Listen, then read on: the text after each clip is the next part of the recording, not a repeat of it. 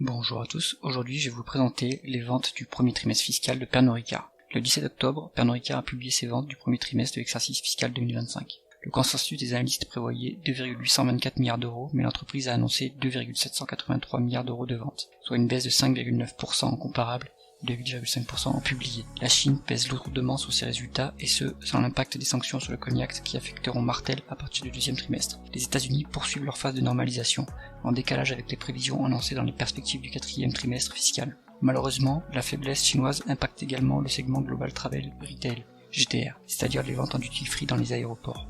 L'Inde n'a pas permis de compenser cette faiblesse en raison d'un décalage dans les ventes qui devrait se traduire positivement au deuxième trimestre.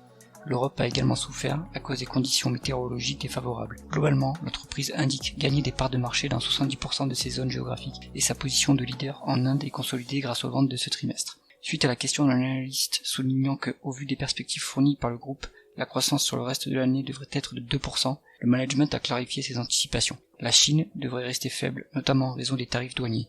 Une forte croissance est attendue en Inde. Le GTR devrait croître, les États-Unis devraient s'améliorer, l'Europe ne souffrira plus de l'impact de la Russie, le reste du monde devrait présenter une croissance résiliente à bonne. L'entreprise indique également que ses prévisions incluent l'impact des sanctions chinoises qu'elle évalue à 180 millions d'euros sur l'EBIT. Le changement dans le budget français et ses inévitables hausses d'impôts impliqueraient une augmentation de 0,3% du taux d'imposition effectif qui passerait à 25,4%. Cette publication est cohérente avec les perspectives fournies en août, les estimations des analystes et les publications des concurrents sur le marché. Peut-être s'agit-il du dernier trimestre de décroissance. C'est tout pour cette mise à jour. Si vous aimez mon travail, soutenez-moi via le lien en description. À bientôt.